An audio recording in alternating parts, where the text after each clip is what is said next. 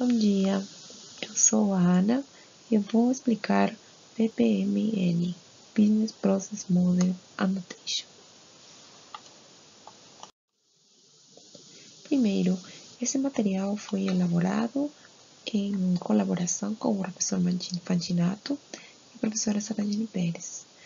Então, gostaria que, se vocês usarem este material, referenciarem ele usando esta sintaxe.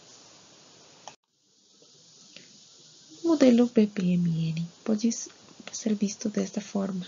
Quantos de vocês já viram um modelo assim? Acho que vários, verdade? Então, o modelo BPMN serve para representar processos de negócio e as interações entre eles e as interações inclusive com outras organizações. Business Process Model Annotation, BPMN, é um padrão para a modelagem de processos de negócio, que fornece às empresas a capacidade de compreender seus negócios e seus processos de negócio interno em uma notação gráfica. Permite modelar de forma padronizada e unificada. Essa notação nos provê um sinnúmero de símbolos e características que permitem transformar o processo do negócio real em um conjunto de simbologias que graficam ele de forma a ser entendível por todas as pessoas e colaboradores. No lado direito, observa-se o pôster em português oficial da versão 2.0 da notação para BPMN. Observa-se que existem características, notações de diferentes tipos. Por exemplo, atividades, desvios, eventos, dados, divisões, incluso ainda algumas mais avançadas como colaboração, coreografia e conversação. Nesta apresentação, iremos ver alguns desses elementos, os mais importantes, para modelar processos de negócio. Primeiro, vamos dar uma revisão breve à história. O BPMN iniciou mais ou menos nos anos 2000 e 2001, com a versão 1.1. Mas nesse ano, a ideia inicialmente era a modelagem de workflows de negócio, simplesmente com a ideia de entender a sequência dos fluxos organizacionais. Já do ano 2004, e entre o ano 2004 e 2011, essa notação foi evoluindo a se convertir ao que é agora. Então, houveram várias versões, várias tentativas, rascunhos, até que conseguiram gerar a versão beta 2.0, que é atualmente usada. Nesse período, conformou-se o grupo OMG, que é o Object Management Group, que são os responsáveis por cuidar do correto uso e da documentação para essa anotação. Então, atualmente, temos a anotação que serve tanto para modelagem como na anotação em si. Então, vamos conhecer um pouco mais sobre isso. Primeiro, vamos definir algumas diretrizes para a modelagem de processos de negócio. Quando pensamos em processos de negócio, vamos pensar no benefício que queremos dar à organização ao entender eles. Então, primeiro é definir claramente o escopo do processo, um começo e um fim. Desde onde vamos tratar o problema da organização e até onde. Depois disso, devemos mapear, primeiramente, o processo de negócio atual, conhecer o nosso problema, conhecer o nosso estado atual, para destacar as ineficiências antes de modelar de uma maneira melhor com BPMN. Depois disso, o próximo passo importante é desenhar fluxos de sequência, de forma horizontal, e mostrar associações e fluxos de dados verticalmente. essa técnica, essa dica aqui, nos permite ter processos mais compreensíveis e visualizar mais características que podem ajudar a nossa organização. O PPMN não é apropriado para uma modelagem de estruturas organizacionais.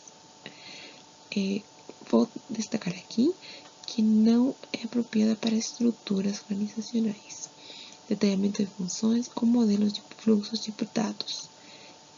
Embora a BPMN descreva alguns fluxos de informação nos processos de negócio, ela não é um diagrama de fluxo de dados, então devemos usar ela corretamente. O comportamento do modelo BPMN. Já foi explicado em aulas anteriores que quando falamos em processos de negócio, podemos pensar em muitas coisas, desde a parte de modelagem até a parte de execução dos processos. Então, é mais ou menos como dar um pouco de vida ao processo. Então, primeiro pensamos no modelo de processo. Esse modelo de processo está incluído dentro de um diagrama. Então, um diagrama pode ser descrito por um ou mais modelos de processos. Cada modelo representa a descrição de um processo. Depois temos a instância do processo. Uma instância é criada quando pensamos na execução do processo, ou seja, quando ele vai simular o funcionamento real, ou inclusive real. A execução do processo baseada no modelo de processo. E uma instância é criada com um evento de início, pode ser interrompida ou cancelada. Outro conceito muito importante é o conceito de token. O token é um conceito teórico usado como auxílio para definir o comportamento de um processo que está sendo executado. Vamos ver um pouquinho mais sobre o token. Então, nesse slide aqui, temos a definição do token. O token segue fluxo de sequência. Observe esse pequeno vídeo colocado aqui assim. Esse é o fluxo de sequência básico para um processo. Temos um evento de início, um evento de fim e algumas tarefas. Todas elas estão unidas, conectadas por uma sequência. Então, o token vem a ser essa bolinha vermelha que está acima das atividades. Então, esse token, ele flui por meio dessa sequência. Ele passa por elementos como desvios ou atividades ou subprocessos até o evento de fim, onde é consumido ou ele termina. A terminologia que nós usamos é ser consumido. O importante sobre o token é que ele ajuda a entender, descobrir o que pode acontecer em um processo. Elementos básicos. Quando nós falamos da notação BPMN, nós temos que seguir as regras que essa notação nos provê. Então, parte dessas regras é o uso de uma simbologia que nos permite entender ou graficar melhor algumas características do processo. Dentro dessa simbologia, temos os eventos, as atividades, desvios e fluxos. Os eventos, principalmente, são o evento de início e o evento de fim. Cada processo tem que ter necessariamente um ponto de início e um ponto de fim. Também temos os eventos intermediários. Esses eventos podem existir uma ou muitas vezes dentro do processo. Vamos ver mais para frente como são usados. As atividades. As atividades podem ser, o mais comum delas é a tarefa, que é esse retângulo com as pontas, as bordas arredondadas. Também temos a transação, que é um tipo de tarefa que é executada de forma unitária. O marcador de loop, que nos permite repetir várias tarefas, várias atividades. Depois temos os desvios. Este é um dos elementos, inclusive, mais importantes, um dos mais importantes dentro do modelo de toda a notação. Então, temos um desvio condicional exclusivo, Shor, que pode ser representado como a X dentro de um diamante ou o diamante sozinho. Depois temos a ativação incondicional em paralelo, END, que é representado por um diamante e uma cruz no meio. Depois, a ativação inclusiva condicional, OR, que é um diamante com um círculo no meio. Depois disso, temos os fluxos, que são as flechinhas aqui. Elas conectam todas as nossas atividades, eventos, desvios, todos os elementos do nosso processo. Tem uma funcionalidade diferente, uma forma diferente, depende do uso que elas têm. A mais usada é o fluxo de sequência. Ela conecta os eventos com as tarefas, desvios, principalmente. O primeiro elemento que vamos ver são as divisões e os compartimentos. As divisões ou piscinas, comumente chamadas em inglês pool, são entidades participantes na colaboração ou responsáveis pelas atividades. Podem ter detalhes internos na forma de processo que será executado, ou pode ser como a caixa preta. Nesse exemplo aqui, vemos esse retângulo maior, é uma divisão, que por exemplo pode ser uma organização, uma empresa, um papel, um motor humano. Por outro lado, temos os compartimentos. Os compartimentos, ou comumente chamados de raias, são esses daqui, subdividem as divisões ou outros compartimentos usados para organizar e categorizar as atividades. Esses compartimentos podem ser, por exemplo, unidades do negócio, departamentos de vendas, jurídico, compras, transporte, etc. Ou também papéis no negócio, como por exemplo, comprador, vendedor, gerente, analista, etc. Aqui podemos observar um exemplo básico com os elementos que já foram vistos. Então, imagine um processo de venda para uma loja virtual. Da forma mais básica, o processo de venda tem um ponto de início, quando se recebe o pedido, e tem um ponto final, quando se gera o comprovante.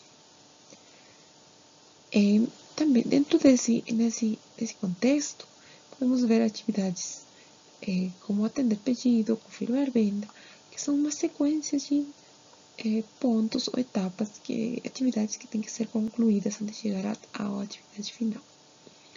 Esse processo de venda, ele é realizado por um empregado da organização.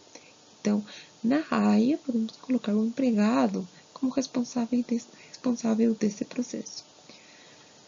E dentro de uma loja virtual, uma loja virtual pode ser nossa organização, que pode estar representada, como neste caso, numa divisão. Então, o outro elemento muito importante é o desvio. Os desvios são usados para direcionar o fluxo. Desvios não criam informações para a toma de decisões. Eles apenas direcionam o fluxo. Isso aqui é muito importante tomar em conta. A decisão de um desvio, tipo Shor ou OR, deve ser tomada em uma atividade antes do desvio. Então, primeiro vamos conhecer o desvio condicional exclusivo em Shor. Esse desvio é representado por um diamante com uma X do meio. Então, o processo ele vem por aqui, e aqui nesse diamante ele tem que fazer uma pergunta, tem que ter uma condição lógica que cumprir.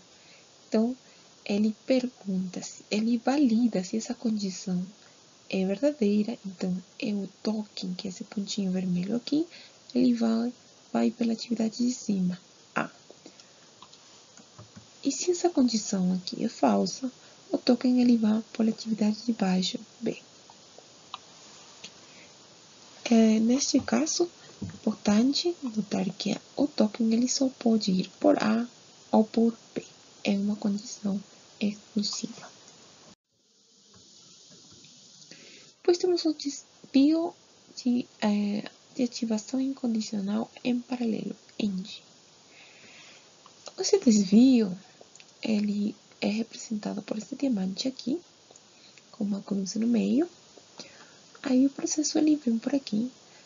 E o token que está chegando, ele faz os dois caminhos em paralelo. Ele não precisa uma condição.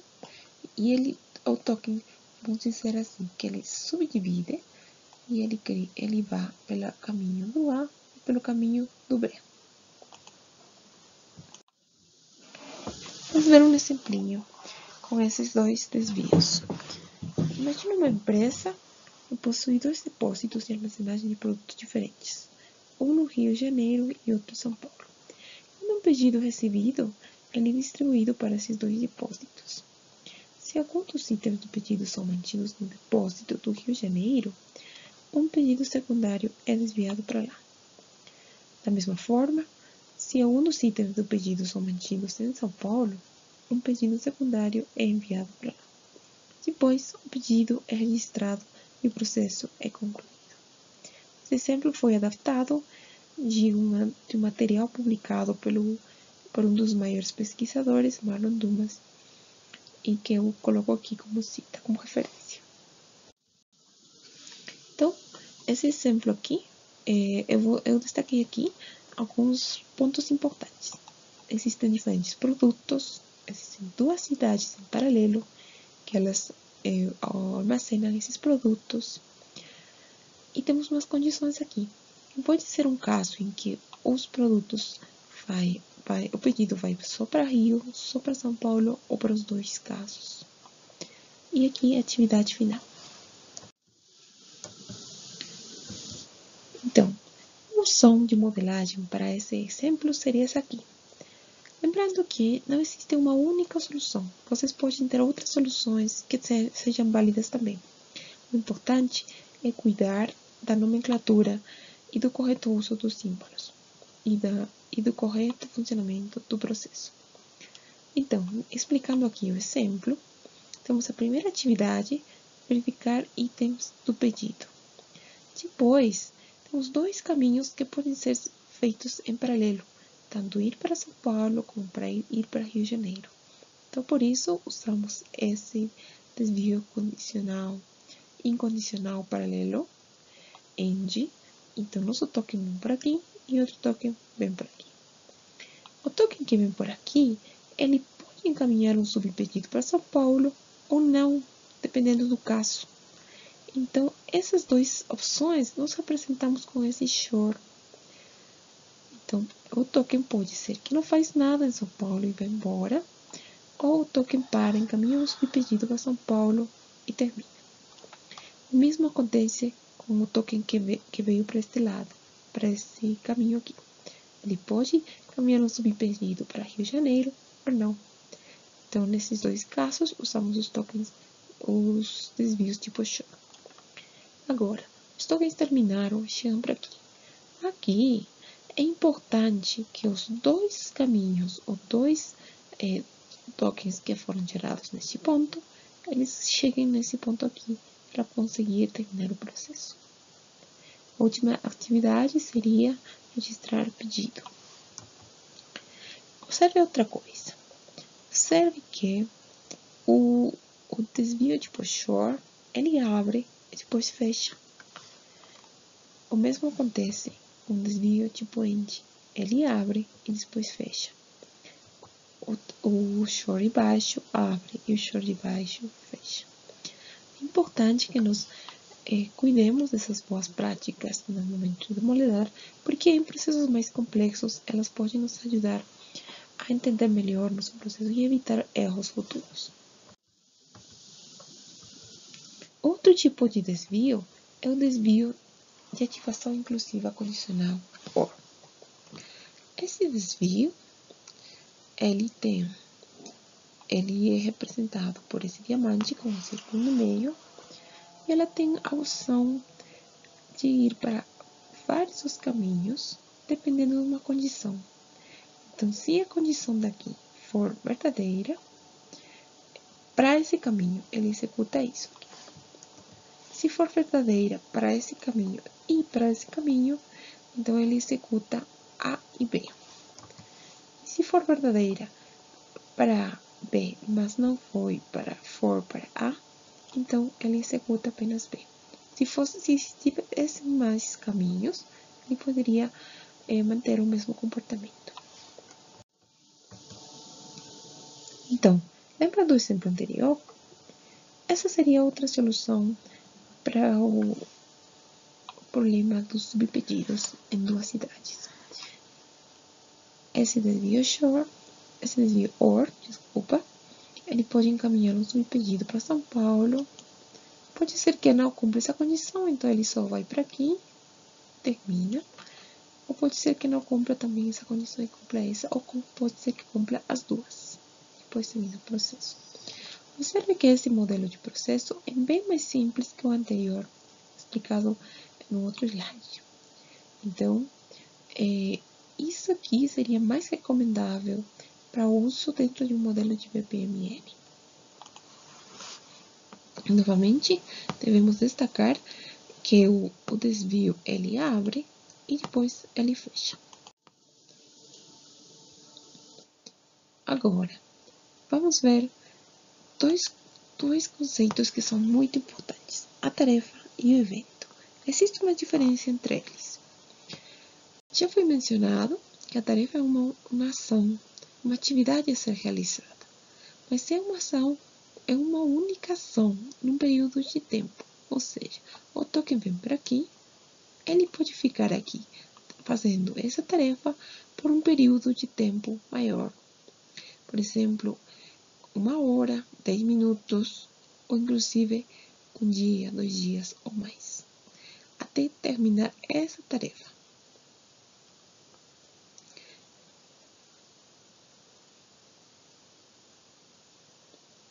Já por outro lado, um evento é uma ação instantânea. Ele representa a ocorrência de fatos num processo. Então, um evento, ele ocorre no meio do processo. É uma ação momentânea. Chegar o pedido, enviar notificação, enviar sinal, receber mensagem, etc. Agora, vamos ver um pouquinho mais sobre os eventos. Os eventos, eles podem ser de início, de fim ou intermediários, como já foi explicado inicialmente. Agora vamos conhecer mais os eventos intermediários.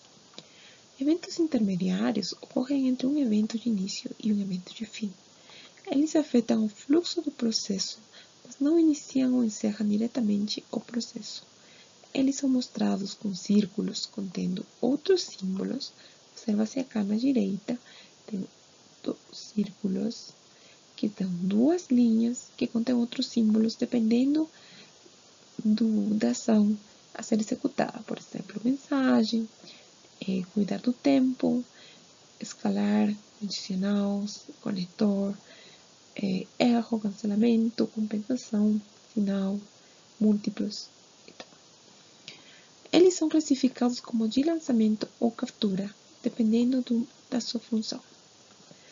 Os eventos de lançamento são esses daqui, que tenha o conteúdo ele preenchido de preto.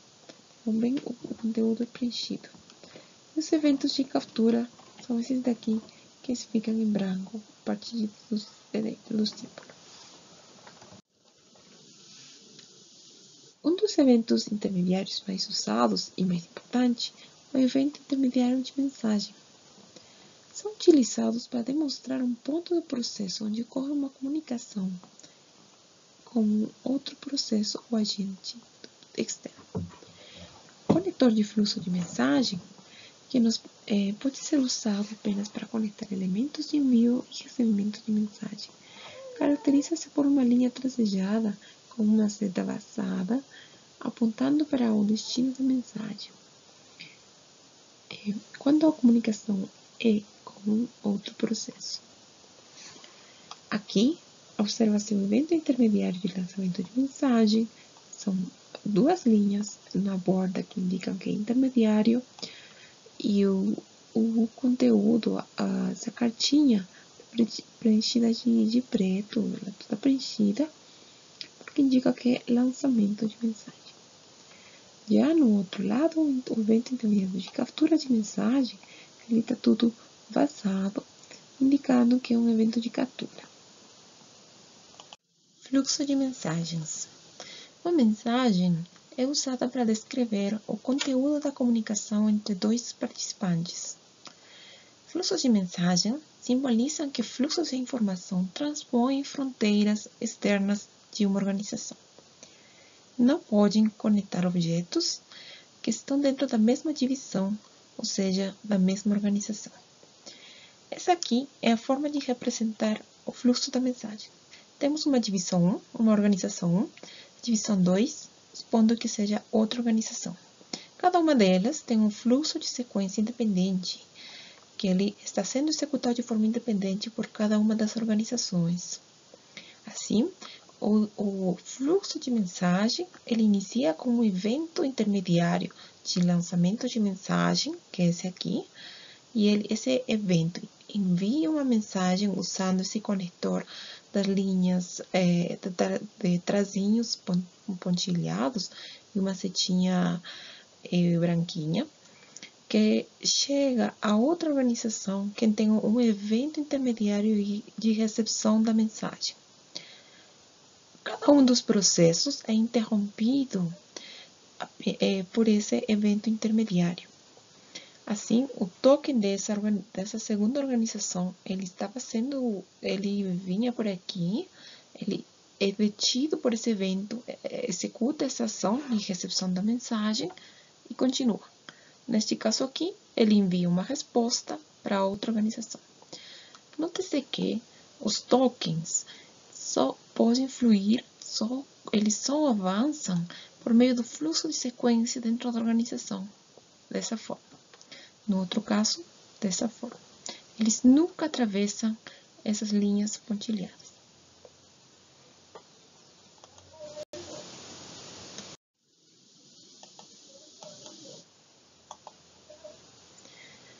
Agora vamos ver um exemplo de fluxo de mensagem. No exemplo anterior, como seria a comunicação entre a loja virtual e a empresa fornecedora de produtos? É sabido que muitas vezes os produtos que nós solicitamos para uma loja não estão dentro dela, então ela tem que consultar um fornecedor. Então, como faria essa comunicação?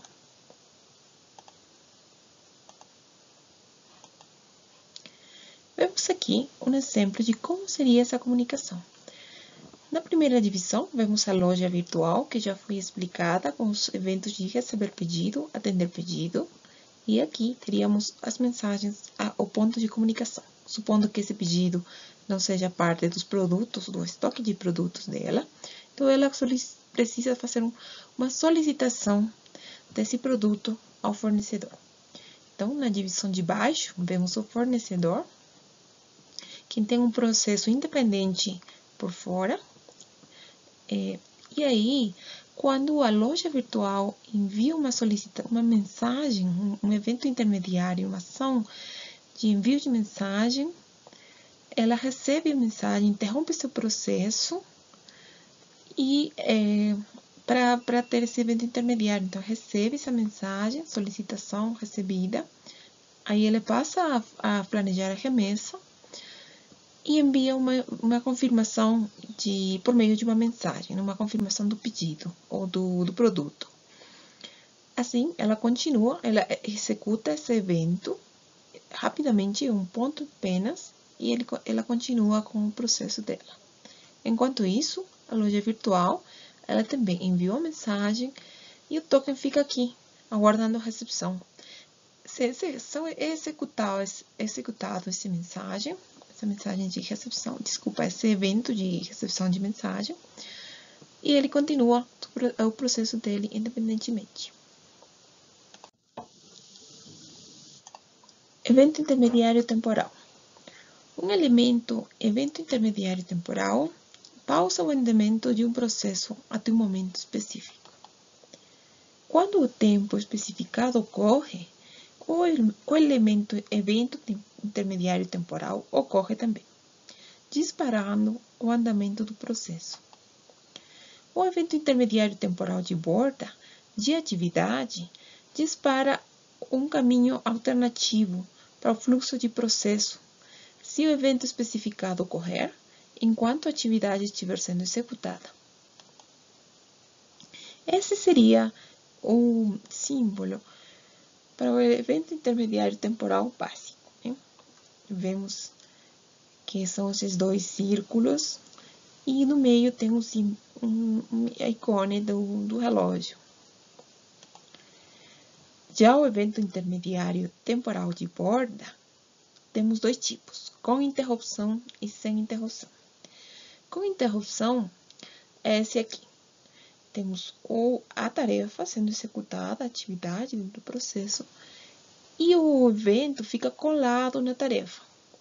Mas a forma dele é bem parecida a esse outro, né? São duas linhas, dois círculos concêntricos, com um reloginho no meio, que vai contabilizar um tempo dado.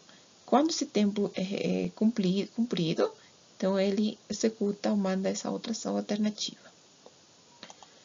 Já o evento intermediário temporal de borda, sem interrupção, é visualmente bem parecido, a forma de ele estar colado na tarefa é parecida, mas o ícone ele é diferente. Veja que as bordas são linhas tracejadas do lado do relógio. Então, isso indica que esse evento vai contabilizar um tempo e executar outra ação, mas não interrompe a tarefa sendo executada nesse ponto aqui. Vamos ver um exemplinho. Exemplo de evento intermediário temporal. Um hospital tem um protocolo especial para o tratamento de uma doença rara, que inicia após o atendimento do paciente. O tratamento inicia com o internamento do paciente e a aplicação do primeiro tratamento. É esperado que este tratamento tenha efeito em 5 dias. Uma vez passado esse tempo, o paciente recebe o segundo tratamento. É esperado que esse segundo tratamento tenha efeito em 5 dias. Após esse período, avalia-se a sua recuperação. Se o paciente estiver recuperado, ele recebe a alta e retira-se do hospital. Se não, ele é colocado numa sala de observação, pois às vezes o segundo tratamento leva mais 3 dias em fazer efeito. Se antes disso o paciente se sentir melhor, ele pode receber o alta. Uma vez passados os 3 dias, notifica seus médicos sobre o caso especial e termina o protocolo. Ok? Então, para o nosso caso, temos alguns elementos, algumas frases que destacam para encontrar os elementos do nosso processo. Eu coloquei aqui em laranja essas frases. Então, temos vários tratamentos, né? Temos um primeiro tratamento e um segundo tratamento, e cada um deles leva uns 5 dias em fazer efeito. Assim, temos que esperar a recuperação do paciente. Mas, às vezes, o segundo tratamento pode levar mais 3 dias. Aqui explica que esse tratamento ele pode fazer efeito em 1, 2 ou 3 dias. Como máximo 3. Então, ele pode sair antes disso do hospital. Então, vamos ver agora como seria o modelado para esse processo. Aqui, observa-se uma forma de modelar esse processo. Temos o início do processo, internar paciente, depois dar o primeiro tratamento paciente. Aqui temos um evento intermediário de temporal, onde espera-se 5 dias a que esse tratamento tenha efeito. Então, o nosso token, ele vem por aqui, fica aqui, aguardando os 15 dias até esse evento se cumprir. Quando são os 15 dias, ele continua o processo. Assim, a próxima tarefa é dar o segundo tratamento. O paciente recebe o segundo tratamento. Depois disso, novamente, aguardamos por mais 5 dias o efeito do tratamento. O nosso token fica parado aqui. Quando são esses 5 dias, então, o nosso token avança. E aqui temos um desvio condicional. A pergunta é, o paciente está recuperado? Sim. Se sim, então o token vem por aqui e aí aplicar o alta ao paciente e esse se retira do hospital. Mas se não, então vemos que esse é provavelmente um caso especial e devemos aguardar por mais 3 dias. Mas, enquanto isso, o paciente é colocado em observação. Então, temos essa tarefa aqui, colocar o paciente em observação. E esse evento temporal de borda de 3 dias, pois essa tarefa é uma tarefa que é longa, que vai continuar sendo executada desde 1, 2, 3 dias. Se o paciente se recuperar antes, então, por exemplo, chega aqui, o paciente está recuperado em um dia, então ele passa, continua, e ele recebe o alta e se retira. Por quê? Porque esse evento intermediário não tem interrupção. Ele interrompe o processo, mas ainda não foi cumprido. Então, são apenas 3 dias. Mas, se o paciente estiver em observação e deram os 3 dias, então se interrompe essa tarefa e o caminho do nosso processo vem por aqui. Se notifica os médicos e termina. Agora, vamos ver o evento intermediário captura de erro. É um evento para capturar o lançamento de erros, bugs, nomeados já conhecidos. O evento intermediário de captura de erro só pode ser anexado à borda de uma atividade, ou seja, não pode ser usado no fluxo normal do processo. Um evento intermediário de captura de erro sempre interrompe a atividade, a qual está sendo anexado, ou seja, não há uma versão deste tipo de evento sem interrupção. Observa-se aqui a forma em como esse evento de captura de erro é representado.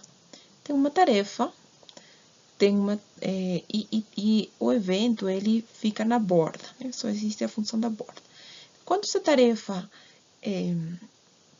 Quando ao executar essa tarefa ocorre algum tipo de exceção ou erro já conhecido, que já foi previsto, então esse evento aqui se ativa e ele lança aqui essa outra tarefa, caso do erro. Esse evento interrompe a tarefa, interrompe o processo, a tarefa sendo executada neste ponto do processo. Então, interrompe e o processo continua por este lado. Agora, um exemplo com evento intermediário de captura de erro. Considere um processo de validação de documentos para requerimentos, usando como critério a assinatura do cliente. Então, esse processo pode ser validado, modelado desta forma aqui. Temos um início e a primeira atividade, receber requerimento com assinatura. Aí, o requerimento deve ser processado para avaliar a assinatura. Então, a próxima atividade é processar requerimento com assinatura. Mas, às vezes, esse processamento, essa assinatura, por exemplo, pode ter um erro, pode ter algum problema na validação. E aí, essa tarefa é interrompida por um erro dentro da assinatura.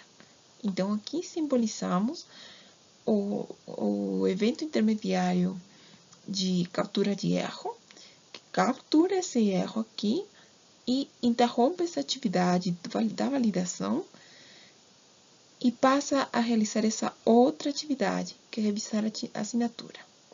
Para este exemplo, o processo termina.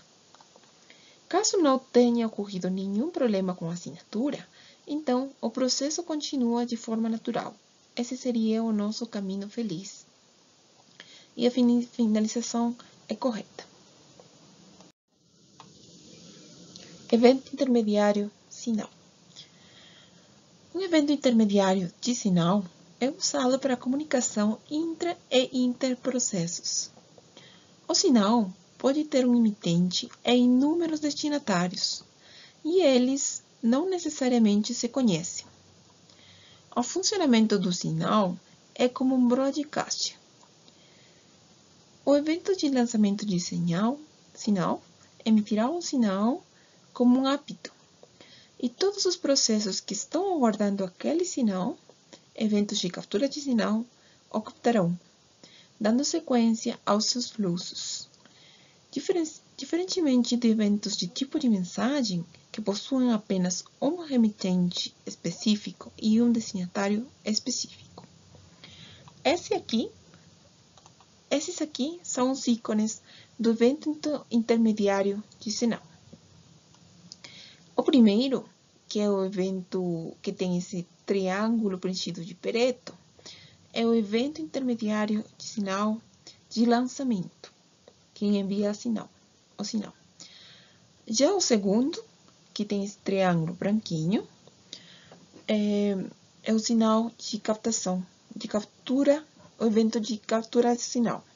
Vamos ver como eles são usados. Imagine uma empresa de energia elétrica. Essa empresa tem várias áreas para operação e monitoramento das suas linhas.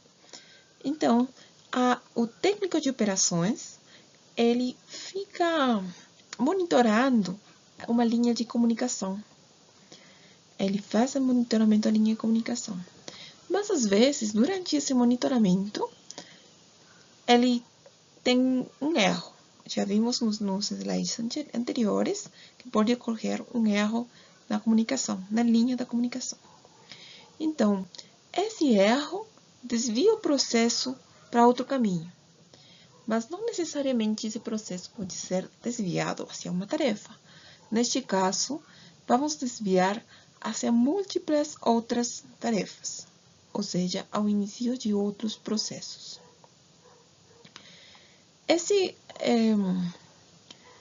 evento de sinal, ele envia uma chamada indicando um sinal indicando que teve um erro na linha de comunicação. Assim, tem outros eventos que estão aguardando a recepção desse sinal. Como eles aguardam, tem esse evento de sinal, de captura de sinal, mas que está aqui como ponto de para iniciar outra parte do processo. Esse processo aqui é realizado pelo técnico de manutenção. Ele, quando recebe o sinal, ele vai para o local e faz a atividade de restabelecer a linha de comunicação. Depois disso, calcular os custos de reparação e termina o processo para ele. Assim, tem o outro sinal que ativa outro grupo, que seria o supervisor de contingências. Porque ao mesmo tempo que é restabelecida a linha de comunicação, é ativado também o supervisor de contingência é avisado para, caso necessário, ativar o plano de contingências. Então, ele é avisado com esse sinal, ele ativa seu processo e ele aguarda aqui com o evento temporal, aguarda um tempo para ativar o plano de contingência. Então, tem um prazo. Quando esse prazo ocorreu, então, passar a próxima atividade, que é avaliar as linhas de comunicação. Se elas estão restabelecidas, então termina. Se não, então ativa o plano de contingência. Atividade tarefa. Então, vamos passar agora a outro grupo de elementos que são muito importantes para os nossos processos módulos modelados em BPMN. Estamos falando das tarefas. Já tínhamos falado mais cedo que as tarefas são ações contínuas por um período de tempo que estão sendo executadas. Essas tarefas podem ter certas características. Elas podem ser executadas por um usuário, por uma máquina, por um script, por uma pessoa de forma manual ou por simplesmente um envio de uma mensagem. Então, vamos ver agora o que representam essas características dentro das tarefas. Vejam aqui que dentro do elemento de tarefa, eu coloquei um símbolo na esquina esquerda desse elemento. Esse símbolo varia dependendo da característica dessa tarefa. No primeiro caso, temos uma pessoa, um símbolo de uma pessoa. Então, essa é a tarefa de usuário. Essa tarefa indica que uma pessoa executa a tarefa com apoio de um software ou sistema. Por exemplo, registrar produto no software ou registrar pedido do cliente no sistema. No outro caso, tem duas engrenagens no símbolo. Essa é uma tarefa de serviço. Essa tarefa indica que é executada completamente na forma de algum tipo de serviço, tal como um serviço web ou um aplicativo automatizado, sem qualquer intervenção humana. Aqui deste lado, temos a tarefa de envio de mensagem, que tem um ícone de uma cartinha.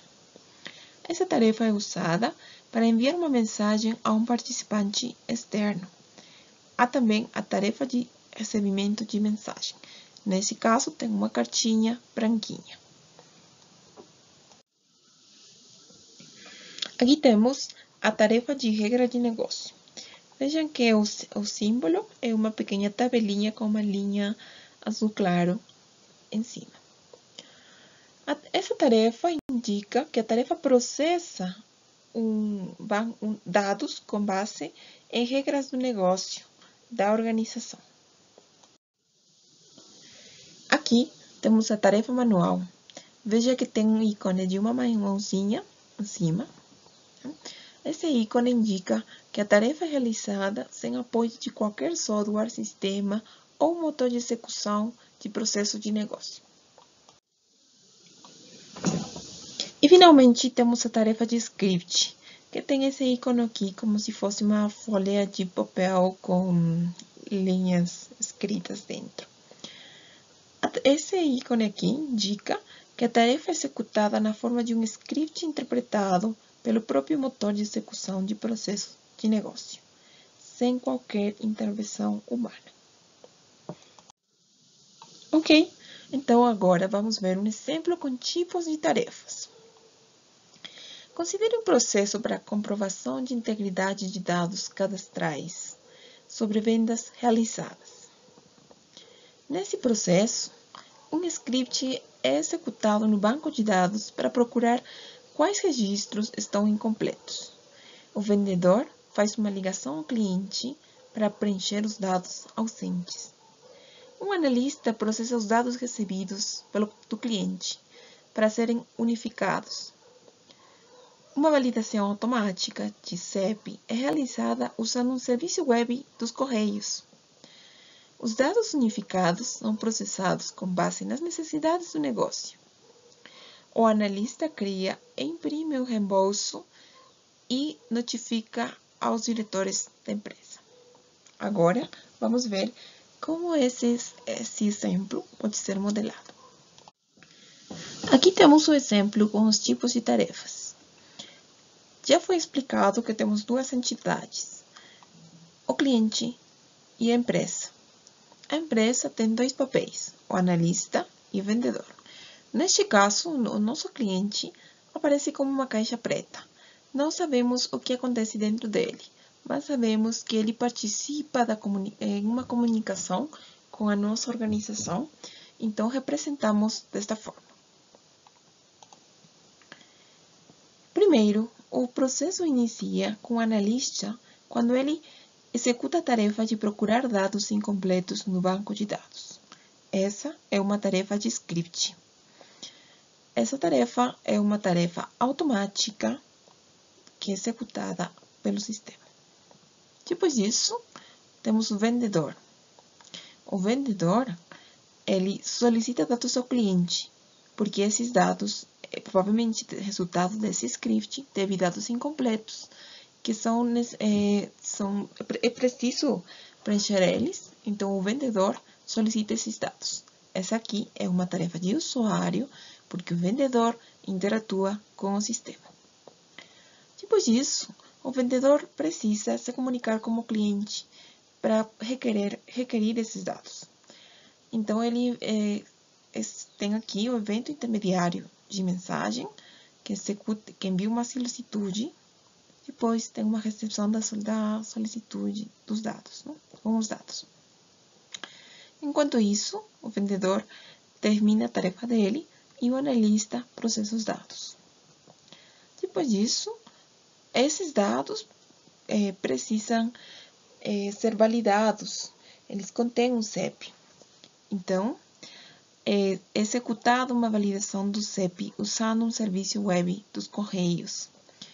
Então, esse é um serviço externo que é publicado e a nossa organização vai fazer uso dele. Então, representamos isso com esse ícone de tarefa de serviço. Depois, temos a tarefa de analisar dados coletados. Essa tarefa é realizada seguindo regras do negócio, seguindo alguns parâmetros já estabelecidos. Então, por isso que essa é uma tarefa de regras de negócio. Depois disso, o analista imprime o relatório com o apoio do software. É por isso que essa aqui é uma tarefa de usuário. Finalmente, o analista notifica os diretores que já terminou o processamento dos dados. Então, aqui, ela envia uma mensagem aos diretores. E termina o nosso processo. Depois temos a atividade com marcador de loop.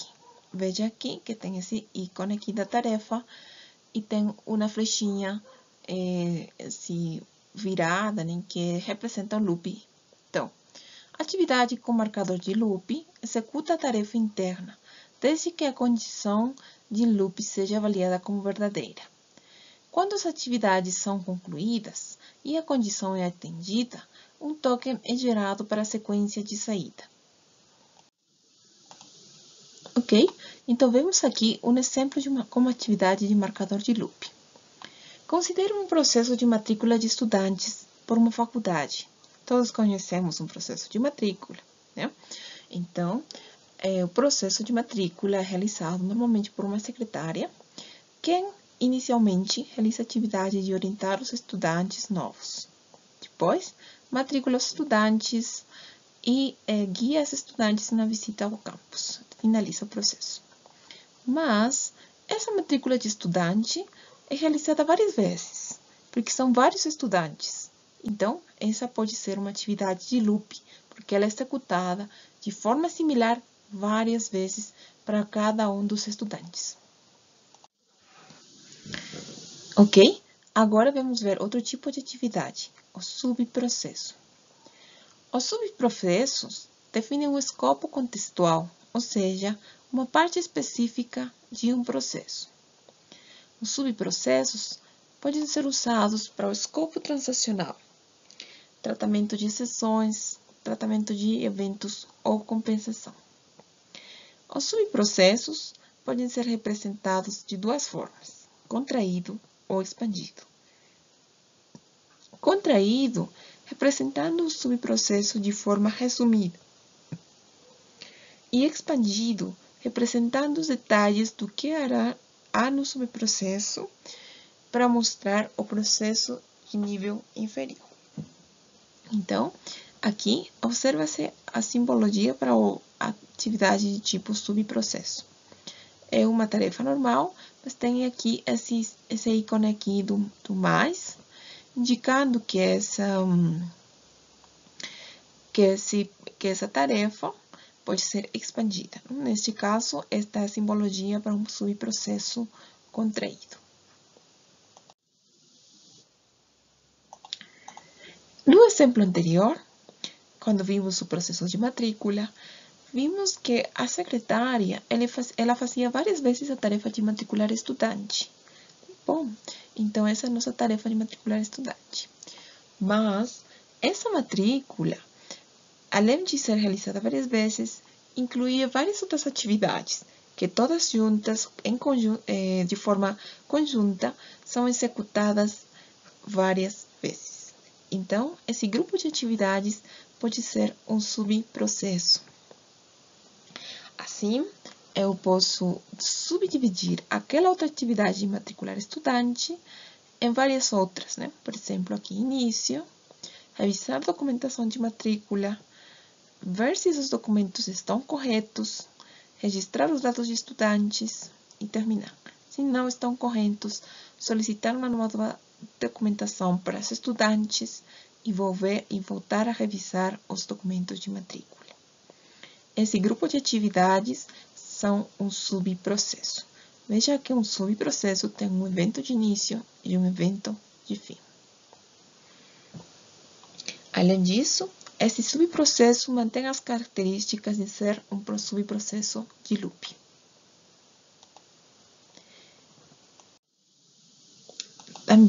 Assim também, esse subprocesso pode ser representado de forma contraída, como é mostrado nessa imagem aqui. Então, desta forma, o evento é bem similar àquele que vimos inicialmente. Mas, veja que os ícones aqui indicam que, além da outra atividade ter um loop, tem esse ícone de mais, indicando que esse é um subprocesso e ele pode ser expandido. Observe a tarefa. Agora, vamos ver a atividade transação. Uma transação é um subprocesso que é apoiado por um protocolo especial que garante que todas as partes envolvidas tenham se completado. Envolve 3 possíveis resultados: conclusão bem-sucedida, representada pelo fluxo de sequência que sai da transação; conclusão de falha ou cancelada. As atividades dentro da transação podem e devem ser canceladas. Isso pode ser feito adicionando um evento de borda de cancelamento. A transação. Quando a transação for cancelada, o fluxo será redirecionado para o evento de borda de cancelamento. Outro é perigo ou erro. Significa que algo deu terrivelmente errado em um processo normal, ou mesmo o cancelamento não é possível. Para mostrar o resultado do perigo, é possível adicionar um evento de borda à transação. Veja que esses 3 resultados não são obrigatórios de acontecer os 3, assim, pelo menos 2 deles. Esse aqui é um exemplo de atividade tipo transação. Ela é bem parecida a uma tarefa normal, com os ícones do subprocesso, mas ela tem 2 linhas na borda, que indica que essa é uma transação. Exemplo com atividade transação. Considere um processo de reserva de pacotes de viagem. Como modelaríamos o caso em que ocorre um erro no pagamento da reserva? O processo de reserva normalmente inicia como registrar a licitação de viagem, verificar disponibilidade. Depois disso, se existe disponibilidade, então se procede ao pagamento, senão termina o processo. Caso se processe o pagamento, vemos que esse pagamento involucra algumas atividades que têm a ver com outras organizações, como, por exemplo, validar o cartão de crédito armazenar dados do cartão de crédito e processar pagamento. Então, essas atividades dentro do realizar pagamento, elas estão em risco de ter algum tipo de erro. Assim, esse erro pode ser previsto como um erro do pagamento, de forma geral. Então, essas atividades são encapsuladas como um subprocesso e vamos chamar esta aqui uma tarefa do tipo transação. Caso acontecer algum erro em alguma dessas atividades, então notifica-se o erro no pagamento. E tudo o que foi acontecido aqui é desfeito, que é a ideia da atividade tipo transação, de executar todas essas atividades de forma unitária. Supondo que deu um erro no processar pagamento, então os dados do cliente, os dados do cartão do cliente também são eliminados e não são armazenados. Caso tudo dê certo nesse ponto aqui, então esse seria o fluxo normal do nosso processo. E termina com enviar confirmação da reserva. Veja aqui que temos dois tipos de fluxos. O fluxo normal, que seria o nosso caminho feliz, e o fluxo com erro, ou uma exceção, neste caso, um erro conhecido. Também poderia haver o fluxo de cancelamento, que não foi representado aqui. Mas para esse fluxo, precisaríamos incluir outro tipo de eventos dentro da nossa compensação. Que esses eventos é o evento de compensação, que não é visto dentro desta aula, mas eu deixo aí para vocês curiosarem um pouco como é usado esse evento. Ok, agora passamos aos dados. A modelagem de dados é usada para descrever itens físicos ou de informação que são criados, manipulados e usados durante a execução de um processo. Os dados podem ser manipulados usando objeto de dados, dado de entrada e saída, repositório de dados, coleção de objetos de dados. Os tokens não fluem ao longo de uma associação de dados. Agora, vamos ver cada um desses tipos. Primeiro, objeto de dado. Objeto de dado representa a informação que transita ao longo do nosso processo. Por exemplo, documento, correio, eletrônico, carta, etc. Veja aqui um pequeno exemplo. Temos um processo que inicia com pesquisar um tópico e depois escrever um texto sobre esse tópico. Mas, nesse ponto aqui, intermeio dessas atividades, tem um recurso sendo involucrado, que é esse recurso, que esse dado sendo envolvido nessas duas atividades, são os livros digitais. Veja também o que eu destaquei aqui. Os tokens não fluem ao longo da associação de dados. Ou seja, o nosso token vem por aqui e ele nunca vai passar por essas linhas desejadas. Ele sempre vai pelo fluxo da sequência. Agora vemos o próximo. Os dados de entrada e de saída. Os requisitos de dados são capturados como dados de entrada e os dados produzidos são capturados como dados de saída. Assim, veja aqui o exemplo. Temos um processo que é de digitalização de um documento. A primeira atividade é digitalizar documento de identidade. Passa aqui e temos alterar o documento. Mas para alterar o documento, precisamos de um dado de entrada e um dado de saída. Assim, precisamos de um recurso do tipo de dado, que seria o documento inicial, que ele entra nessa atividade e ele depois sai da atividade como um documento em outro formato, porque essa atividade é alterar o formato. Essa seria a forma de representar um dado de entrada e de saída.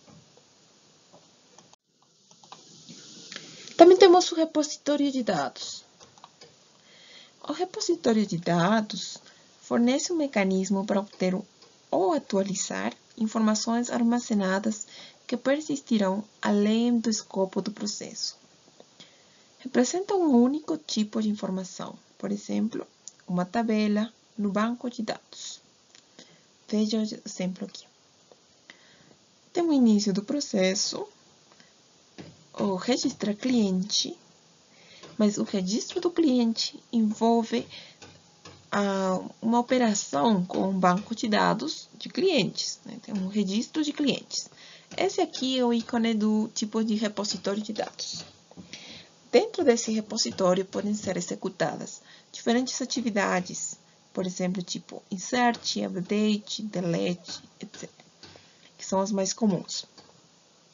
Então, nós podemos usar essa representação para estes casos.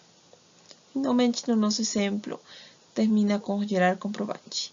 Lembrando novamente que o token só viaja por esse fluxo de sequência. Ok, agora hemos visto, de forma geral, os principais elementos do nosso modelo de processo, do modelado de processos em BPMN. Mas também, além dos elementos, é importante conhecer as boas práticas de modelagem, porque de nada serviria que nós tenhamos um modelo, um diagrama cheio de elementos, cheio de flechinhas, mas que ele não seja entendível. Então, novamente, lembrando que o objetivo da modelagem é dar uma interpretação gráfica ao que existe na realidade, ao processo real. Então, por isso é muito importante seguir essas boas práticas de modelagem. Primeiro, o escopo do processo. Definir claramente o escopo do processo, identificando quem e quem, o que, quando, onde e porquê do processo. E porquê do processo. O processo é e o como. Identificar o que cada instância do processo representa. É importante esse ponto aqui. Cada instância do processo representa. Não é bom colocar um nível de abstração, um nível alto, meio, baixo de abstração, dependendo com quanto detalhe nós queramos entrar. Então, dependendo daquele nível de abstração, cada uma das instâncias do nosso processo vai ter uma diferente representação. Layouts de diagrama. Os layouts de diagramas é a forma de visualizar o nosso diagrama. Então, é bom fazer o layout organizado para facilitar a leitura, minimizando o cruzamento de fluxos. Então, aqui, muitas vezes, quando fazemos um processo, temos um ponto inicial. Aí o processo vai por aqui, vai por aqui, vai por aqui. E aí ele continua até chegar ao ponto final. Mas, às vezes, temos várias raias, né? Várias instâncias, inclusive, as divisões. Aí temos outros processos que estão também sendo executados e ocorrem comunicações entre eles. Acho que essa comunicação pode ser feita apenas por as linhas tracejadas. Então, ocorrem comunicações, mas às vezes essas comunicações terminam sendo muito bagunçadas. Por quê? Porque às vezes a gente esquece e cria mais processos ou mais outros caminhos. Inclusive, às vezes, esse processo vem para aqui ou volta para cima. Aí, as comunicações terminam sendo uma bagunça. E não dá para entender a leitura, entender o processo. Então, é importante sempre organizar de forma que seja fácil da leitura, minimizando esse tipo de cruzamentos nos fluxos, né? Esses cruzamentos aqui estão totalmente errados. Depois, fluxos de sequência horizontais.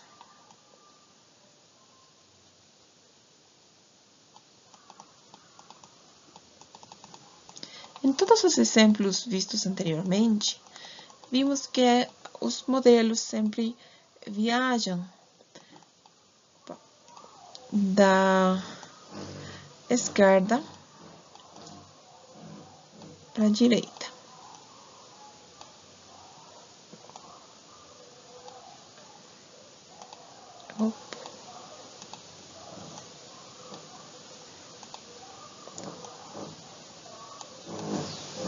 Nesse sentido, é bom nos manter esse tipo de comunicação, pois às vezes a gente chega ao limite da folha e depois faz isso, volta, depois desce, depois volta, depois desce, e assim gera uma confusão total no nosso processo. Para isso, existem outros tipos de elementos que podem ser usados para continuar este processo. Por exemplo, eu posso colocar aqui uma flechinha, que é um evento link, que não foi mencionado, mas vocês podem procurar informação sobre ele. Aí dá para continuar esse aqui e continuar aqui, para ele ser visualmente mais entendível.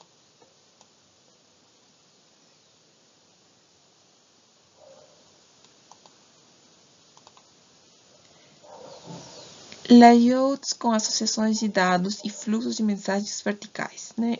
Foi o mesmo que eu expliquei mais antes. Então, os fluxos de sequências são horizontais e os fluxos de mensagem sempre são verticais, assim como os fluxos de dados sempre são de forma vertical. Usar a ordenação de esquerda para direita. Embora não seja obrigatório, essa seria uma muito boa prática, pois nos ajuda a entender melhor, a ler melhor o nosso processo. Não criar elementos em zigue-zague, né? Eu já expliquei isso, né? Que venha para aqui, depois que venha para aqui. Então, isso aí seria uma forma muito ruim de bagunçar o nosso processo. E aí? É o caminho feliz. Eu tinha mencionado mais antes sobre o caminho feliz, bem rapidamente. Mas o caminho feliz vem a ser o processo ideal. Não? O nosso processo ideal vem por aqui, aqui, aqui e termina. Existem outros processos, outros caminhos que ele pode seguir. Geralmente quando existem short. Então, ele pode ir para outro lugar, pode seguir outro lugar. Mas, o que é o que nós queremos? Queremos que siga esse caminho feliz. Então, esse caminho feliz dentro do nosso processo deve ser mostrado bem fácil, bem simples, bem evidente. Que é o processo tradicional que todas as pessoas ou comumente é seguido. Em relação aos elementos do processo, né? Usar desvios que representam a divisão ou fusão de fluxos. Eu já tinha mencionado mais cedo que é importante, cada vez que nós usamos um desvio de abertura, também coloquemos o desvio de junção mais para frente. Não usar desvios de junção e separação ao mesmo tempo. Um desvio de junção não pode ser o mesmo que o desvio de separação. Eles devem ser dois elementos separados.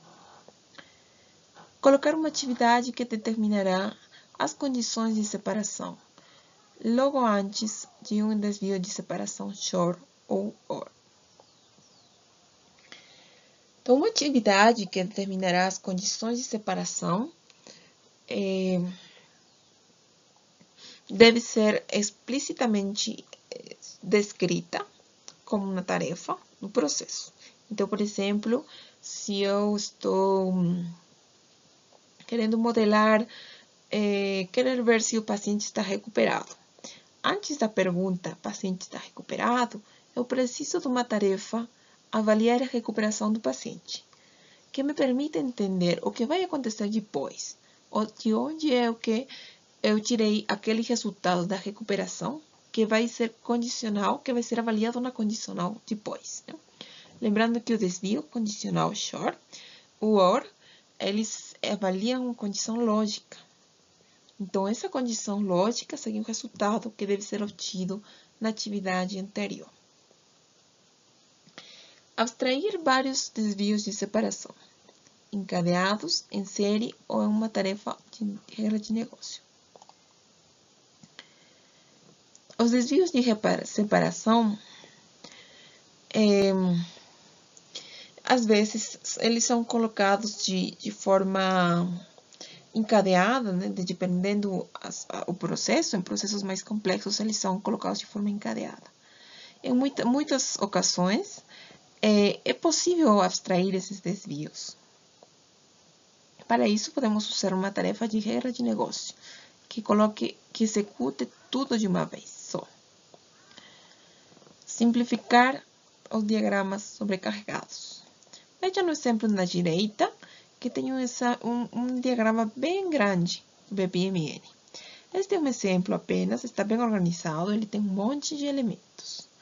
E ele usou muitos elementos para simplificar, porque se eu usasse apenas as tarefas e apenas os desvios, provavelmente esse diagrama ficaria bem melhor. Então, devemos considerar sempre buscar a simplificação usando os elementos da notação BPMN. O particionamento e estrutura do processo. Criar várias camadas hierárquicas de detalhes para o processo. Usar subprocessos para dividir o processo em fases.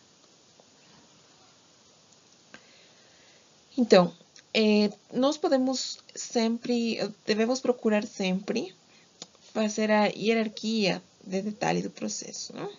Então, para isso, temos já vários elementos que foram explicados anteriormente na aula e vamos usar eles. Usar subprocessos, né? Usar os subprocessos de uma boa prática para reduzir o nosso modelo, já que esses subprocessos podem ser contraídos, dependendo se queremos ver o modelo no nível mais alto, ou podem ser expandidos se queremos ver ele em um nível mais baixo. Iniciar e terminar eventos. Sempre usar eventos de início e de fim. Isso é vital, né? O nosso modelo não pode existir se não tem pelo menos um evento. Desculpa, não tem um evento de início, um só de início e de fim. Às vezes, o evento de fim pode aparecer várias vezes para simplificação, para não ter que levar todos os caminhos para um fim único, mas existe a finalização para esse grupo de tokens. No caso do evento de início, ele aparece uma vez só. Distinguir instanciação alternativa de processos como eventos de início separados. E distinguir vários estados finais como eventos de fim separados.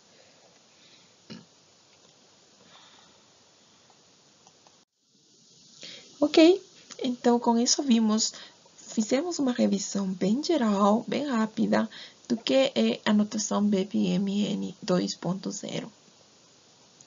Esse aqui é o pôster completo que eu já tinha mostrado no início da aula.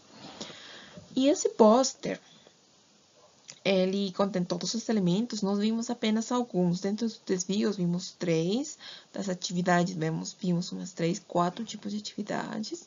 E dos eventos, alguns deles aqui. Mas vejam que tem muitos mais elementos. Tem os eventos de início, tem eventos temporais, escaláveis, também de mensagem, todos como função de início e também com a função de fim. E eles têm outro comportamento.